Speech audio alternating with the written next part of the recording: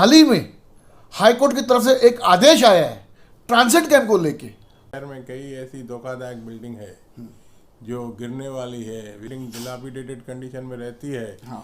और गिर जाती है तो लोग जो है कहीं मर जाते हैं या कोई बेघर हो जाते हैं। महानगर पालिका जिनको अनधिकृत बांधकाम पे कंट्रोल करना है वो तो करते नहीं है। नेता लोग बड़े बड़े बातें करते हैं कि हमने ट्रांजिट को मंजूर कर लिया। और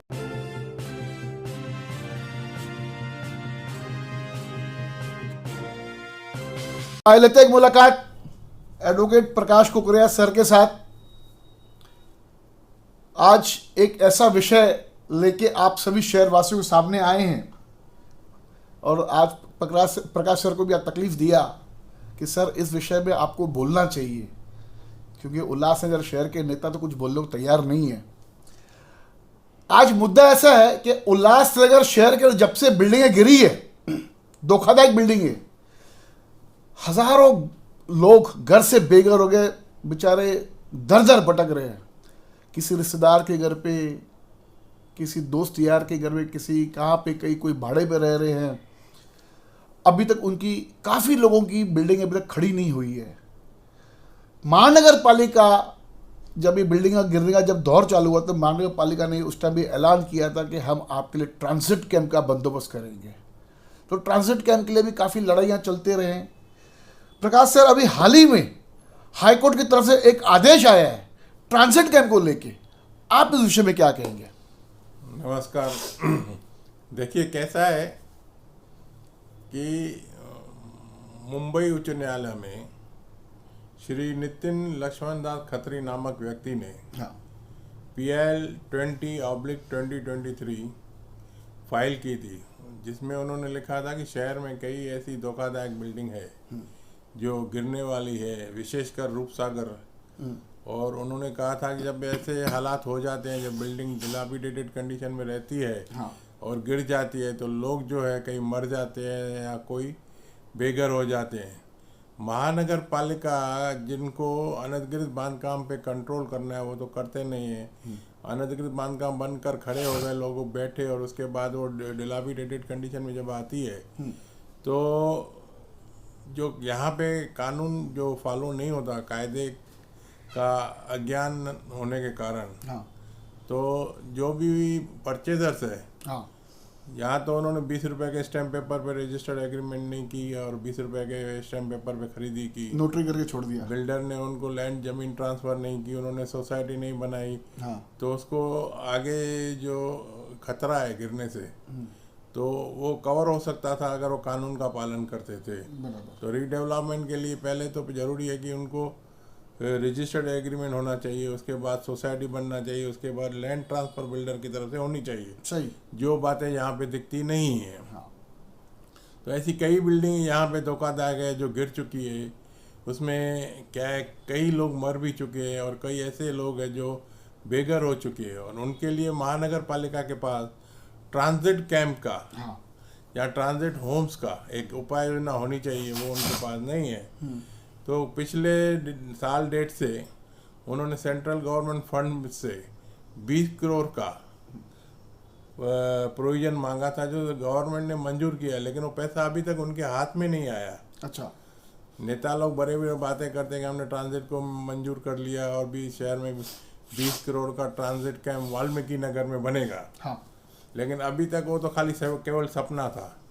लेकिन हाल ही में क्या हो गया कि जो ये PL थी 2023 PL नंबर 20/2023, जिसमें लोकल लेवल पे ये मेरा क्लाइंट है, उसको मैं रिप्रेजेंट करता था और हाई कोर्ट में एडवोकेट मीनल चंदनानी ने उनको रिप्रेजेंट किया। और उसका अंतिम निकाल अभी ये आज 6 तारीख को आ गया है। और 6 तारीख के आने के बाद उन्होंने जो ऑर्डर दिया है उसमें गवर्नमेंट के एडवोकेट ने कबूल किया है कि अभी तक जो पैसे देने में विलम्ब हो रहा था, जहाँ पैसा 20 करोड़ महानगर पालिका के पास नहीं आ रहा था, अभी उसकी राह आसान हो गई। उन्होंने कमिट किया है कि हम इनको 20 करोड़ देंगे, जल्द से जल्द देंगे। अच्छा। तो ऐसे हालात में अगर 20 करोड़ महानगर पालिका को ट्रांजिट कैंप बनाने के लिए मिलते हैं, तो जो धोखादायक बिल्डिंग से जो बेघर होने वाले हैं उनको कुछ ना कुछ राहत मिलेगी। तो कहीं ना कहीं आपको ऐसा नहीं लगता है कि ये इतना देर हो जाना, सालों साल, क्योंकि आज कितने साल पुराने जो बिल्डिंग गिरी, जो अब तक बनी नहीं है, जो बेचारे घर से बेघर हो गए, अभी तक उनको एक मतलब क्या एक थोड़ी सी राहत मिल पाएगी, तो कोई ठोस कदम सरकार क्यों नहीं उठाती है? देखिए, यहाँ पे जो शहर में न अच्छे नेतृत्व की कमी है। हाँ। इसके कारण जो नेता आपस में भिड़ जाते हैं। हाँ। और धोखाधड़ी बिल्डिंग में जो लोग हैं वो ऐसे ही मर जाते हैं। हाँ।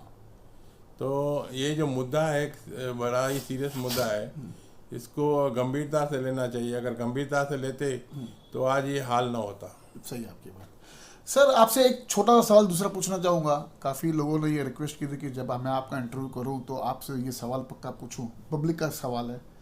सवाल ऐसे कि जिस प्रकार से अगर कोई भी नक्शा पास होता है, यानी प्लान पास होता है, और वो रोड के डीपी प्लान को वायलेशन करके उनका, और वहाँ पर बिल्डिंग खड़ी कर डालते हैं, ऐसे काफ़ी बिल्डिंग है शहर के ना बनी है, उनको ओसीसीसी कैसे मिल जाती है? ये सब तब हो सकता है जब अधिकारी की मिलीभगत होगी। हाँ। और यहाँ पे अधिकारी की मिलीभगत सामने से दिखती है। हाँ। और दिखती है तो उनके ऊपर अंकुश लगाने के लिए जो प्रशासन और शासन है, हाँ, उन्होंने आज तक किसी के ऊपर कार्रवाई नहीं की, कभी किसी के ऊपर गुनाह दाखिल नहीं किया।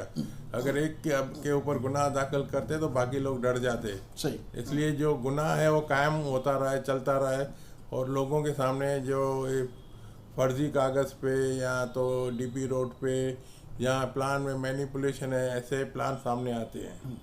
सर, ये ओसीसीसी अगर किसको मिल जाती है, बिल्डर को, और वो मतलब सामने वो ओसीसीसी दिखा के वो बोलता है, जो परचेसर, देखो मेरे को मेरी बिल्डिंग ओसीसीसी भी हो गया, लेकिन जब वापस महानगर पालिका भविष्य में उन पर जब तोड़ू कार्रवाई करेगी तो परिवार का क्या है दोष? तो उनकी भरपाई कौन करेगा? देखो, जिसका प्लान मंजूर हो गया है ना, तो उसको महानगर पालिका ऐसे तोड़ नहीं सकती। बल्कि ओसीसी मिला तो तोड़ नहीं सकती। अगर पहले तो अगर उनको तोड़ना है तो उनको कारण बताना होगा, भाई जो प्लान पास हुआ तो करेक्ट हुआ ना। हाँ। तो गलत हुआ तो अब तब आपने कार्रवाई क्यों नहीं की? यानी कहीं ना कहीं ऐसा है कि जो अभी ये समय में जब देखो 855 का मुद्दा तब होता जब कोर्ट ने उनके ऊपर फटकार लगाई। इसी तरह से जिस तरह से उल्लासनगर महानगर पालिका में सुनते आ रहे हैं कि प्लान एक के ऊपर एक ऐसे पास होते हैं मैनिपुलेशन के साथ, एक दिन ऐसा भी यहाँ पे आएगा कि कोर्ट मैटर होगा और कोर्ट इनको फटकार लगाएगी, तब लोग जागेंगे और तब अधिकारी के ऊपर कार्रवाई होगी, तब जाके कार्रवाई। लेकिन अभी बहुत समय है उन कार्रवाई के अंदर। और अधिकारी तो खुद बिल्डर के बिल्डिंग में रहते हैं। अच्छा। सही बोला आपने, आपका इशारा किस पे समझ सकते हैं। बहुत अच्छा लगा सर से बात करते हुए। और सभी शहरवासियों को बता दूं कि सबसे ज़्यादा जो उल्लासनगर के अंदर जो अवैध निर्माण होते हैं वो टीयर गिटर के। तो टीयर गिटर एक बहुत बड़ा कैंसर है। इस कैंसर से हमारी कमिश्नर मैडम हमें राहत देगी, ऐसे विश्वास है। मैडम, आपके को काफ़ी उम्मीदें हैं कि आपके टीयर गिटर का जो एक काम है, जो जिससे लोगों के जान का बहुत बड़ा खतरा है, आप समझ सकते हैं। उल्लासनगर में ट्रांसलेट के अभी तक आई तो नहीं है, लेकिन अगर आगे चल के भविष्य में अगर टीयर गिटर गिरने लगे तो हमारे शहर की जनता कहाँ जाएगी? धन्यवाद। देखते रहिए फिर से न्यूज़ चैनल।